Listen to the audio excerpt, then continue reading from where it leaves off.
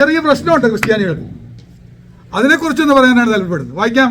യോഹന്നാന്റെ സുവിശേഷം 13-ാമത്തെ അധ്യായം അതിന്റെ 7-ാമത്തെ വാക്യം വായിക്കാം. യേശു അവനോട്, ഒന്നാമത്തെ ഡയലമ ഇതാണ്, ഞാൻ ചെയ്യുന്നത്, യേശു ചെയ്യുന്നത് നീ ഇപ്പോൾ അറിയുന്നില്ല, നമുക്കിപ്പോൾ അറിയാൻ പറ്റുന്നില്ല, പിന്നെ അറിയുമെന്ന് ഉത്തരം പറഞ്ഞു. ഇനി രണ്ടാമത്തെ കാര്യം വായിക്കാം. യോഹന്നാന്റെ സുവിശേഷം 6-ാമത്തെ അധ്യായം 6-ാമത്തെ വാക്യം.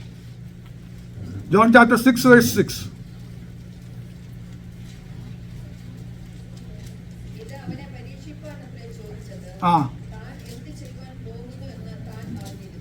താൻ എന്ത് ചെയ്യാൻ പോകുന്നു എന്ന് താൻ അറിഞ്ഞിരുന്നു.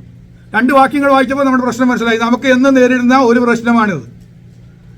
നമ്മുടെ ഒരു പ്രശ്നം വരുന്ന സമയത്ത് എങ്ങനെ കൈകാര്യം ചെയ്യുന്നത് ഓർക്കുന്ന സമയത്ത്, നമ്മൾ ഭാരപ്പെടുന്ന സമയത്ത് നമ്മൾ ചിന്തിക്കുന്ന ചില ചിന്തകളാണിത്. നമ്മൾ ക്രിസ്ത്യാനികളാണ്, ദൈവമക്കളാണ്, നമ്മുടെ ജീവിതത്തിന് എല്ലാം ആധാരമായിരിക്കുന്ന കർത്താവാണ്. എന്നാൽ ജീവിതത്തിൽ ചില പ്രതിസന്ധികൾ വരുന്ന സമയത്ത് നമ്മൾ അറിയാതെ ചോദിച്ചു പോകും, കർത്താവ് എന്താ എനിക്കിങ്ങനെ വന്നേ, എന്താ ഈ സംഭവിക്കുന്നത്? അതാ കർത്താവ് പറഞ്ഞത്, ഞാൻ ഇപ്പോൾ ചെയ്യുന്നത് എന്തെന്ന് നിങ്ങൾക്ക് അറിഞ്ഞുകൂടാ. ഇത് കുറച്ച് കഴിഞ്ഞാൽ മനസ്സിലാവും. എന്താ കർത്താവ് ചെയ്യാൻ പോകുന്നതെന്നുള്ള കാര്യം നമുക്ക് മനസ്സിലാകുന്നില്ല. എന്താ ഇങ്ങനെയൊക്കെ വരുന്നത്, കൈ അനങ്ങാതെ വരുന്നത്, കാലനങ്ങാതെ വരുന്നത്, വേദനപ്പെടുന്ന നിമിഷങ്ങൾ, ഇങ്ങനെ പ്രശ്നങ്ങൾ വരുന്നത്. കർത്താവേ എങ്ങനെ ഈ സംഭവിക്കുന്നത്, എന്താ ഈ ചെയ്യുന്നത് നമുക്ക് അറിഞ്ഞുകൂടാ. നമുക്ക് നല്ലൊരു ഉറപ്പുണ്ട്, നമ്മുടെ ജീവിതത്തിന് എല്ലാം നിയന്ത്രിക്കുന്നത് മറ്റാരുമല്ല, കർത്താവാ. അതെന്തോ ഉറപ്പ്? യേശുവിനെ കർത്താവായി സ്വീകരിച്ചവരോ നമ്മൾ. അപ്പൊ പിശാചിന് നമ്മുടെ മേലെ ഒരു അധികാരവും ഇല്ല. പിശാച് നമ്മുടെ മേൽ ഒന്നും ചെയ്യുന്നില്ല. പിശാച് നമ്മുടെ മേൽ, നമ്മുടെ കുടുംബത്തിന് മേൽ ഇപ്പോൾ ഒന്നും ചെയ്യുന്നില്ല, കഴിയില്ല. കാരണം ഞാൻ ആരെ വിശ്വസിച്ചിരിക്കുന്നു എന്ന് അറിയുന്നു, അവൻ എൻ്റെ ഉപനിധി, അത് അവസാനത്തോളം കാക്കാൻ ശക്തനാ. അപ്പൊ നമ്മുടെ അവസാനം വരെയും നാം വിശ്വസിച്ചിരിക്കുന്ന ദൈവം നമ്മെ കാത്തു പരിപാലിക്കും, നമ്മെ സൂക്ഷിക്കുക തന്നെ ചെയ്യും.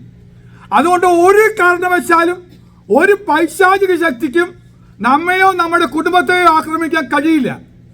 പിന്നെ നമ്മുടെ ജീവിതത്തിൽ വരുന്നതെല്ലാം ചെയ്യുന്നതെല്ലാം എൻ്റെ കർത്താവാണ്. അവൻ അറിയാതെ നമുക്കൊന്നും സംഭവിക്കുന്നില്ല. പക്ഷെ ഒറ്റ പ്രശ്നമാണ്, നമ്മുടെ ഡയലമ വരുന്നത് എന്താ, നമ്മുടെ പ്രശ്നം എന്താ, നമുക്ക് ഇപ്പം മനസ്സിലാകുന്നില്ല, കർത്താവ് എന്താ ചെയ്യുന്നതെന്ന് മനസ്സിലാകുന്നില്ല. നമുക്ക് ആ ഭാഗം വായിക്കാൻ പറയാം. യോഹന്നാന്റെ സുവിശേഷം 13 വായിക്കുന്ന ആ സന്ദർഭം നമുക്കറിയാം. യേശു ശിഷ്യന്മാരെ കാൽ കഴുകുകയാണ്. അപ്പോൾ പത്രോസ് പറഞ്ഞു, എന്നെ കഴുകണ്ട, എൻ്റെ കാല് കഴുകണ്ട എന്നൊക്കെ പറഞ്ഞപ്പോൾ പറഞ്ഞു, കുളിച്ചിരിക്കുന്നവന് കാൽ മാത്രം കഴുകിയാൽ മതി, നീ സമ്മതിക്കാൻ പറഞ്ഞു. പത്രോസിനോട് പറയാ, നീ കുളിച്ചിരിക്കുന്നവനാ, നീ ശുദ്ധനാ, പക്ഷെ കാൽ മാത്രം ഒന്ന് കഴുകണമെന്ന് പറഞ്ഞു. ഒരേ ആത്മീയ സത്യങ്ങൾ അന്ന് പഠിക്കാനുണ്ട്. ഞാൻ ചില കാര്യങ്ങളൊക്കെ പറയാം, അങ്ങനെ ഒന്ന് വ്യാഖ്യാനിക്കണമെന്ന് നിങ്ങൾ ചോദിക്കരുത്.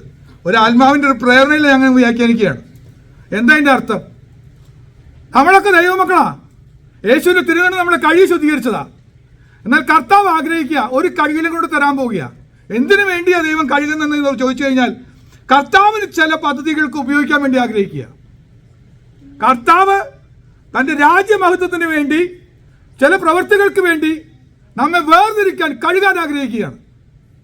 ആ പ്രവൃത്തിയാണ് കാല് കഴുകുന്നത്. എന്താ കാല് കഴുകുന്നത്? കൈ കഴുകിയാൽ പോരായിരുന്നു, പ്രവൃത്തികൾക്ക് വേണ്ടുന്ന കൈയല്ലേ.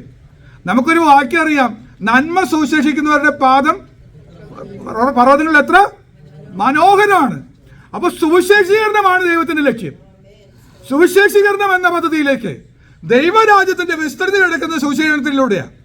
അപ്പൊ ദൈവരാജ്യം ഘോഷിക്കുവാൻ, അതിനെ പ്രാപ്തനാക്കുവാൻ, അതിനെ യോഗ്യനാക്കുവാൻ ദൈവം ആഗ്രഹിക്കുമ്പോൾ പത്രോസിന്റെ കാലൊന്ന് കഴുകാൻ ദൈവം ആഗ്രഹിച്ചിരിക്കുക. ശിഷ്യന്മാരുടെ കാലൊക്കെ ഒന്ന് കഴുകി. അതിനുശേഷം ആരെയും കാല് കഴുകിയതായിട്ട് നമ്മൾ വായിക്കുന്നില്ല. അവരെ ശിഷ്യന്മാരെ പറഞ്ഞയച്ചു, ഭൂലോകത്തിലെങ്ങും എൻ്റെ സാക്ഷികളാകുവാൻ, ദൈവത്തിന്റെ സാക്ഷികളാകാൻ വേണ്ടി ഒരു നിയോഗം കൽപ്പിച്ചാക്കിയതാ. അത് എന്താ ഈ ചെയ്യുന്നതെന്ന് അപ്പോൾ അവർക്ക് മനസ്സിലായില്ല, പിന്നീട് മനസ്സിലായി.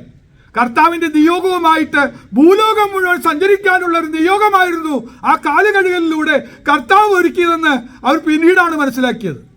മനസ്സിലായി എന്ന് ഞാൻ പ്രതീക്ഷിക്കുക. അങ്ങനെയാണെങ്കിൽ ഇപ്പോൾ എൻ്റെ കർത്താവ് വന്ന് ചിലത് പഠിപ്പിച്ചുകൊണ്ടിരിക്കുക.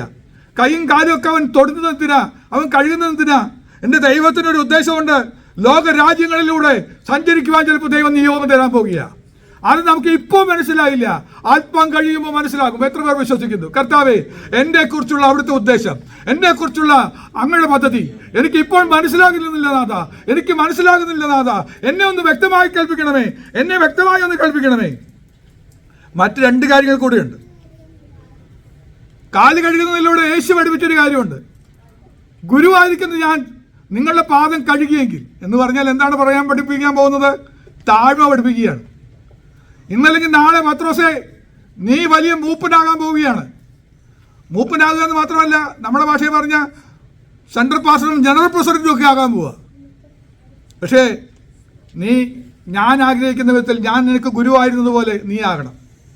കുറച്ച് കഴിയുമ്പോൾ നിന്നേക്കാൾ ശക്തനായ പൗലോസ് വരും, നിന്നേക്കാൾ കരുത്തുള്ള പൗലോസ് വരും. അവൻ ശുശ്രൂഷ ചെയ്യുന്ന സമയത്ത് നിനക്ക് അവനോട് വൈരാഗ്യം തോന്നരുത്, നിനക്ക് അവനോട് പരിഭവം തോന്നരുത്. നിന്നെ ഒന്ന് രൂപാന്തരപ്പെടുത്താൻ വേണ്ടി ഞാനിതാ പഠിപ്പിക്കുന്നു, നിന്റെ കാൽ ഞാൻ കഴുകിയതുപോലെ. നിങ്ങൾ തമ്മിൽ കാൽ കഴുകേണ്ടതാണ്. അതുകൊണ്ട് പത്രോസ് ധൈര്യമായിട്ട് പറഞ്ഞു, പൗലോസിന്റെ ലേഖനങ്ങൾക്ക് ഈടിട്ടതും കനമേറിയതുമാണ്, അത്രയും ഗട്ടിയായിട്ട് സംസാരിപ്പാനും പഠിപ്പിക്കാനും പൗലോസിന് കഴിയുന്നു എന്ന് പറയാനായിട്ട് വന്നു. ഒന്ന് ഓർക്കുക, പൗലോസ് ചില കാര്യങ്ങൾ പത്രോസിനോട് പറയുമ്പോൾ അംഗീകരിക്കാൻ കഴിയുന്നു. എന്തുകൊണ്ട് സാധിക്കുന്നു? കർത്താവ് എന്ന് പഠിപ്പിച്ചതാണ്. അപ്പൊ കർത്താവ് ചില കാര്യങ്ങൾ പഠിപ്പിക്കാൻ വേണ്ടിയാണ് ചില കാര്യങ്ങൾ ചെയ്യുന്നത്. അല്ലാതെ വെറുതെ ദോഷമായിട്ടൊന്നും എന്നോട് എൻ്റെ താതൻ ചെയ്യുകയില്ല, ദോഷമായിട്ടൊന്നും എന്നോട് എൻ്റെ താതൻ ചെയ്യുകയില്ല. എപ്പോഴും പറയണം, നമ്മളിങ്ങനെ ഒരു ഡൈലമയെ പെട്ടുപോകരുത്, അങ്ങോട്ടും ഇല്ല ഇങ്ങോട്ടും ഇല്ല എന്ന് പറഞ്ഞ് വിഷമത്തിലായി വിഷമവൃത്തത്തിലാകരുത്.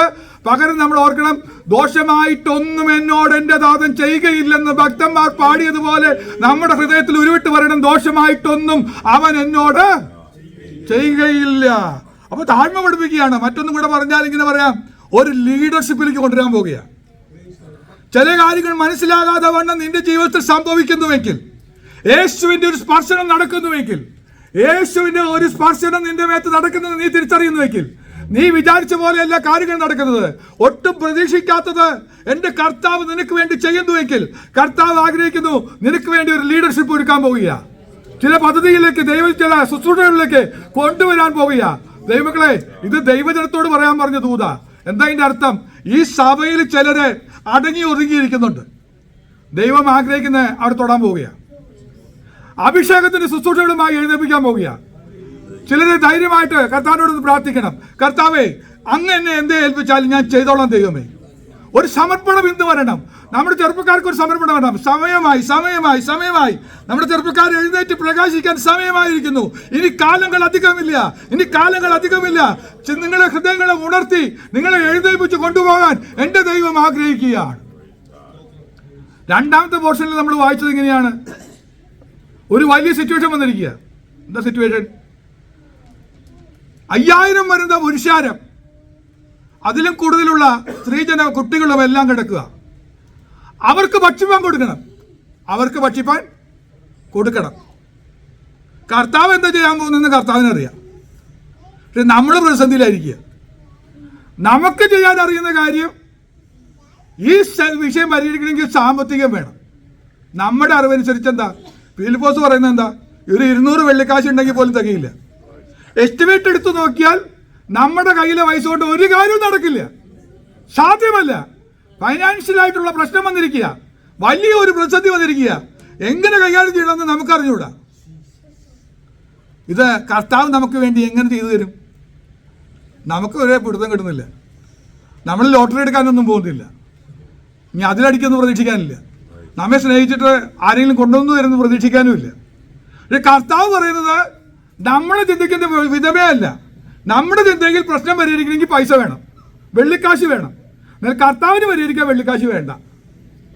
ഇതാ വ്യത്യാസം. കർത്താവിൻ്റെ ഒരു വിഷയം പരിഹരിക്കാൻ നമ്മുടെ രീതിയേ അല്ല, കർത്താവിൻ്റെ കയ്യിൽ വേറെ കാര്യം കിടക്കുക. അപ്പോഴാണ് നമ്മളെ പരിഹരിക്കാൻ വേണ്ടി കർത്താവ് ചോദിക്കുന്നത്, നീ എന്താ ചെയ്യാൻ പോകുന്നതെന്ന് ചോദിക്കുമ്പോൾ നമുക്ക് ഉത്തരവില്ല. നമുക്ക് പറയേണ്ട ഒരു ഉത്തരവുണ്ട്, കർത്താവേ, എല്ലാം നീ അറിയുന്നു, സകലവും നീ അറിയുന്നു, എനിക്ക് കഴിവില്ല നാഥ, എന്നെക്കൊണ്ട് കഴിയില്ല നാഥ, അങ്ങേക്ക് സകലവും സാധ്യമെന്ന് പറയണം. ആ സമയത്ത് ക്രിസ്ത്യാനികൾക്ക് വരുന്ന ഈ പ്രതിസന്ധിയിൽ നമ്മൾ നട്ടം തിരികെയല്ല.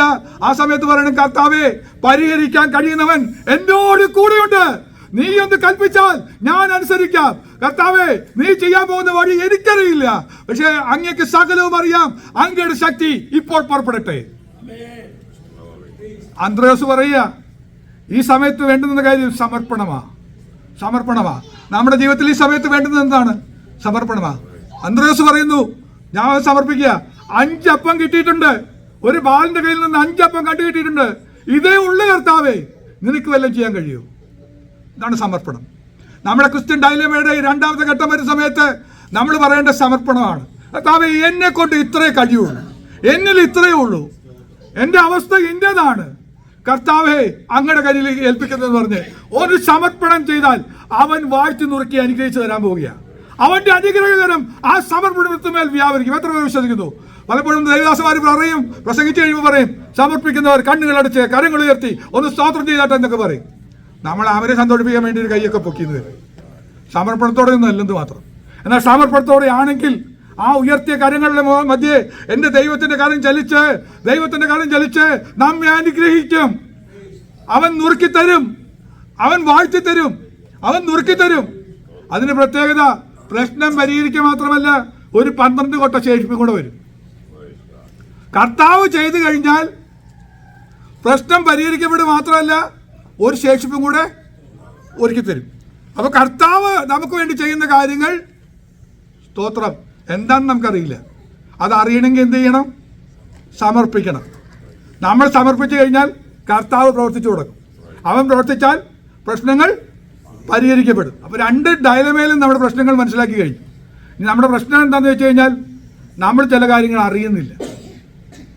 യാക്കോബ് പറയുന്നുണ്ട്, ഉൽപ്പത്തി പുസ്തകം 28:16, ജെനസിസ് ചാപ്റ്റർ 28:16, യഹോവ ഈ സ്ഥലത്തുണ്ട്, സത്യം ഞാനോ അറിഞ്ഞില്ല. ഏത് സ്ഥലത്തുണ്ടെന്നായി പറയുന്നത്? രാത്രി കിടന്നുറങ്ങിയ സ്ഥലം, കാട്ടിൽ ഒറ്റയ്ക്ക് കിടന്ന സ്ഥലം, എന്ത് സംഭവിക്കാത്തൊരു സ്ഥലം. ആ സ്ഥലത്ത് കർത്താവ് ഉണ്ടായിരുന്നെന്ന് അവൻ അറിഞ്ഞില്ല. കയറുകയും ഇറങ്ങുകയും ചെയ്യുന്ന ദൂതന്മാർ, ഞാൻ പലപ്പോഴും പറയാറുണ്ട്, ശ്രദ്ധിക്കേണ്ട ഒരു ഭാഗം, കയറുകയും. അപ്പോൾ ഇവിടെ ഉണ്ടായിരുന്നു എന്നർത്ഥം, ഇവിടുന്ന് കയറിപ്പോയത്. തൊട്ടടുത്തോടെ ഉണ്ടായിരുന്നു. താൻ കിടക്കുന്നിടത്ത് ആരുണ്ടായിരുന്നു? ദൂതന്മാരുണ്ടായിരുന്നു. ഭയപ്പെടേണ്ടെന്നാണ് എനിക്ക് പറയാനുള്ളത്. തോന്നുന്നു ക്രിസ്ത്യാനികളെ നമുക്ക് പറ്റുന്ന, ദൈവമക്കളെ നമുക്ക് പറ്റുന്ന പ്രശ്നമാണ്, ചില സാഹചര്യങ്ങൾ നമ്മൾ ഭയപ്പെട്ടു പോകും. സാമ്പത്തിക പ്രതിസന്ധി മാത്രമല്ല, ഭയപ്പെടുന്ന സാഹചര്യം വരും. പക്ഷെ ഒരു കാര്യം നമ്മൾ അറിയണം, നമ്മൾ അറിഞ്ഞിരിക്കണം, നാം എവിടെ ഭയപ്പെടുന്നുവോ ആ ഭയപ്പെടുന്ന സ്ഥലത്ത് നമുക്ക് വേണ്ടി ദൂതന്മാരെ കാവലാക്കിയിട്ടുണ്ട്. നിന്റെ കാൽ കല്ലിൽ തട്ടിപ്പോകാതിരിക്കേണ്ടതിന് അവൻ തന്റെ ദൂതന്മാരോട് കൽപ്പിച്ചിട്ടുണ്ട്. അതവരനുസരിക്കുന്നവരാ. നമ്മെ പോലെയല്ല ദൂതന്മാരെ. കർത്താവ് പറഞ്ഞാൽ അവരനുസരിക്കുന്നവരാ. അവരെക്കൊണ്ട് കൽപ്പിച്ച കാരണം അവർ നമ്മുടെ ചുറ്റുമുണ്ടെന്ന് ധൈര്യമായി വിചാരിക്കണം, ധൈര്യമായി ഉറപ്പോടെ വിചാരിക്കണം. ഞാൻ പലപ്പോഴും സൊസൈറ്റിയുടെ മധ്യത്തിൽ രാത്രിയൊക്കെ ഒറ്റയ്ക്കിട്ട് ഷൈനിയെ വീട്ടിലാക്കി ഞാൻ പോയിട്ടൊക്കെ ഉണ്ട്. അപ്പോൾ ഈ പുതിയ വേറെ സ്ഥലത്താ, ചുറ്റുപാട് പരിസരക്കാരൊന്നും അനുകൂലമല്ല, എല്ലാം പ്രതികൂലം നിൽക്കുന്ന സമയമാണ്. എപ്പോൾ എന്തൊക്കെ പ്രശ്നം ഉണ്ടാകുമെന്ന് പറയുന്ന സാഹചര്യങ്ങളിലൊക്കെ നിൽക്കുന്ന സമയത്ത് ധൈര്യത്തോടെ നിൽക്കാൻ കൃപ കിട്ടേണ്ടതിന് വേണ്ടി ഷൈനി പാട്ട് പാടും. ഞാനത് പലപ്പോഴും പറഞ്ഞിട്ടുണ്ട്. എൻ്റെ ദൈവം അറിയാതെ എനിക്കൊന്നും ഭവിക്കില്ല എന്നുള്ള പാട്ടും പാടിയിട്ടിരിക്കും. അപ്പോൾ ഒരു ധൈര്യം കിട്ടും. തിരിച്ചറിയേണ്ട ഒരു മേഖലയാണ്. നമ്മുടെ ദൈവം അറിയാതെ ഒന്നും സംഭവിക്കില്ല. ദൈവത്തിൻ്റെ കരം നമുക്ക് അനുകൂലമാണെന്നുള്ള ചിന്ത നമ്മെ ഭരിക്കുക തന്നെ വേണം. ഇനി ഞാൻ പറയാൻ പോകുന്ന കാര്യം ശ്രദ്ധിക്കണേ. നമുക്ക് ചില കാര്യങ്ങൾ മനസ്സിലാകുന്നില്ല. മോശയെ ഇസ്രായേലിന്റെ വീണ്ടെടുപ്പുകാരനായി ദൈവം കണ്ടു. ആ കാഴ്ചപ്പാട് ലഭിച്ച യാക്കോബേദും അവരും മോശയുടെ മാതാപിതാക്കൾ ശിശു സുന്ദരനെന്ന് കണ്ടു. അവനെ ഒളിപ്പിച്ചു വെച്ചു. കുറച്ച് കഴിഞ്ഞപ്പോൾ വീട്ടിലൊളിപ്പിക്കാൻ പറ്റാത്ത സിറ്റുവേഷൻ വന്നപ്പോൾ ഞാങ്ങണപ്പെട്ടകം ഉണ്ടാക്കി അവനെ ഒഴുക്കി വിട്ടു.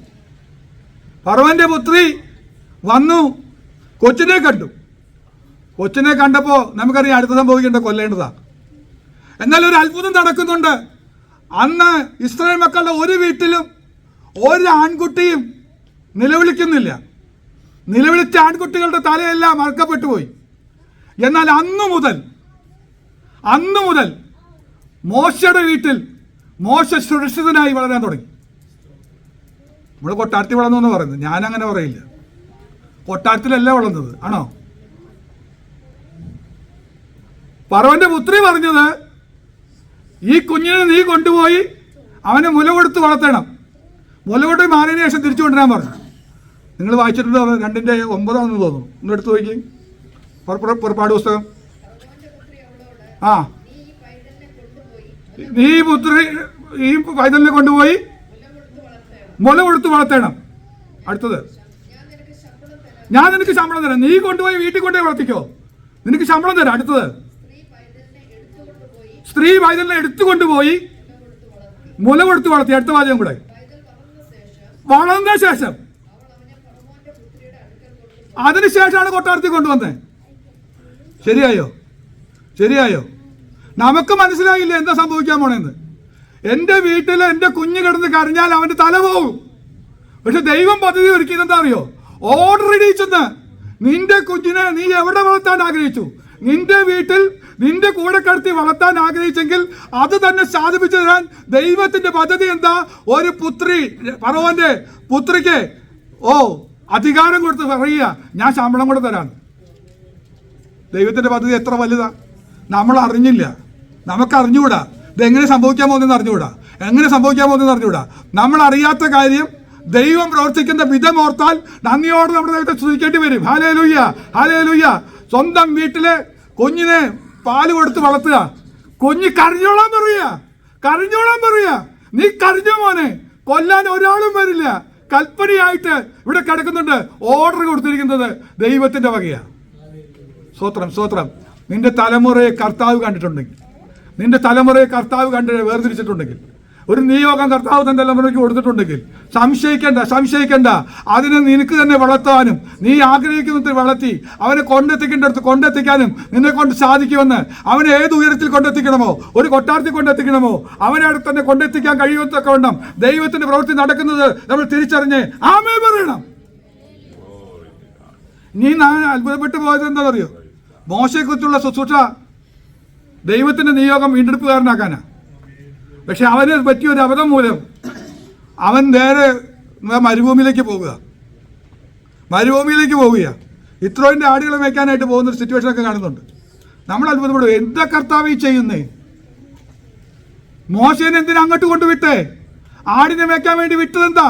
എന്താ കർത്താവ് ചെയ്യുന്നത് അറിയുന്നില്ല. പിന്നത്തേതിൽ മനസ്സിലായി. പിന്നെ എന്താ മനസ്സിലായേ? ആടിനെ മേയ്ച്ച് പരിശീലിപ്പിച്ചതിന് ശേഷമാണ് ഈ വരുന്ന 25 ലക്ഷം വരുന്ന ജനത്തെ, അത് കൂടുതലാ വരുന്ന ജനത്തെ നയിക്കാൻ ഒരു ലീഡർഷിപ്പ് ക്വാളിറ്റിയിലേക്ക് കൊണ്ടുവന്നു. അപ്പോൾ എങ്ങനെയാ കൊണ്ടുവന്നേ? ഭൂതലത്തിൽ വെച്ച് സകല മനുഷ്യരിലും അതിസൗമ്യനായ ഒരു മനുഷ്യനാക്കി കൊണ്ടുവന്നു. അപ്പോൾ എന്തിനാ ജീവിതത്തിൽ സാഹചര്യം മാറ്റിയത്? നമ്മുടെ ചില സാഹചര്യങ്ങൾ നമ്മുടെ ജീവിതത്തിന്റെ അവസ്ഥകളെ മാറ്റി ദൈവം ചില അവസ്ഥകളിലേക്ക് കൊണ്ടുപോകുന്നത് എന്തിനാ? ഒന്ന് പറഞ്ഞേ. ദൈവത്തിന് ചില ഉദ്ദേശങ്ങളുണ്ട്. ചില ലീഡർഷിപ്പ് ക്വാളിറ്റിയിൽ അതിന്റെ യഥാർത്ഥമായ രൂപത്തിൽ അനേകരുടെ മുന്നിൽ നിന്നെ ഉപയോഗിക്കണമെങ്കിൽ നിന്നെ സൗമ്യനാക്കേണ്ട ചുമതലയ്ക്ക് വേണ്ടി ചില സാഹചര്യങ്ങളിലൂടെ കൊണ്ടുപോവുക. ഞാൻ അത്ഭുതപ്പെട്ട് ചോദിച്ചിട്ടുണ്ട്, ദാവീദേ, അഭിഷേകം തലയിൽ വീണവനല്ലേ നീ എന്താ കാട്ടിലൂടെ ഓടി നടക്കുന്നത് എന്താ? ദാവീദേ, നിന്റെ മുന്നിലേക്ക് എന്താ കരടി വരണേ? ചേട്ടന്മാരുടെ മുന്നിലേക്കൊന്നും കരടി വന്നില്ല, ചേട്ടന്മാരുടെ മുന്നിലേക്കൊന്നും സിംഹം വന്നില്ല. എന്താ നിന്റെ മുന്നിലേക്ക് ഇതൊക്കെ വേറിട്ട് വരുന്നത്? സിംഹം വന്നതും കരടി വന്നതും എന്തിനാ? നിന്നെ പരിശീലിപ്പിക്കാനാ. നിനക്ക് ഇപ്പൊ മനസ്സിലായില്ല എന്തിനാ നിന്നിൽ ശക്തി പകർന്ന് സിംഹത്തെ കീറിക്കളയാൻ പറ്റിയത്? എന്തിനാ നിനക്ക് ശക്തി തന്ന് കരടിയെ കീറിക്കളയാൻ കഴിഞ്ഞത്? എന്തുകൊണ്ടാ? അടുത്തത് നീ കാണാൻ പോകുന്നത് വെല്ലുവിളിക്കുന്ന ഗോലിയാത്തിനെ കാണുമ്പോ നീ പറയും, സൈന്യങ്ങളുടെ യഹോവയുടെ നാമത്തിൽ ഞാൻ വരുന്നു. ഒന്നുമല്ലെന്ന് നിനക്ക് തോന്നും.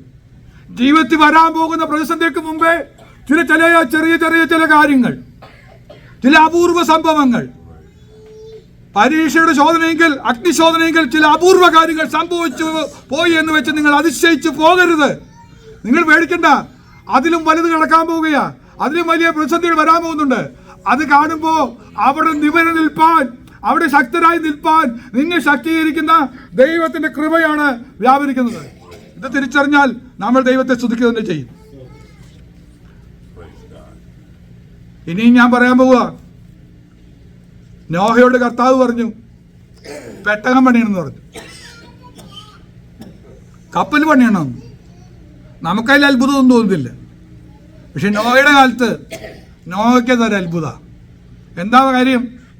മഴ പെയ്തിട്ടില്ല, വെള്ളപ്പൊക്കം അവർ കണ്ടിട്ടില്ല. ഇനി നോഹയുടെ വീട് കിടക്കുന്നത് കരയിലാണ്. കരയിൽ ആരും കപ്പൽ പണിയാറില്ല. കപ്പൽ പണിയുന്നത് കപ്പൽ ചാലിലിട്ടിട്ടാണ് പണിയാറ്. പ്രത്യേക ഇതിലിട്ട് പണിത പിന്നെ ഉന്തിക്കൊണ്ടുപോകുന്ന കണ്ടീഷനിലേ പണിയുള്ളൂ. ഞാൻ കണ്ടിട്ടുണ്ട്, വീഡിയോ കണ്ടിട്ടുണ്ട്.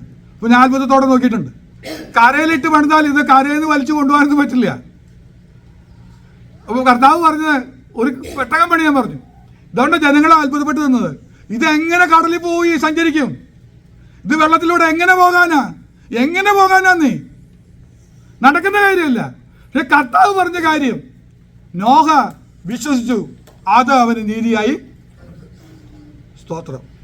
നമുക്ക് മനസ്സിലാകാത്ത ചില കാര്യങ്ങൾ, നമുക്ക് ഒട്ടും പ്രായോഗിക ബുദ്ധിയിൽ ചിന്തിച്ചാൽ പോലും മനസ്സിലാകാത്ത ചില കാര്യങ്ങൾ കർത്താവ് ഏൽപ്പിക്കുമ്പോൾ അനുസരിക്കാൻ മനസ്സ് വരാൻ വലിയ ബുദ്ധിമുട്ടാണ്.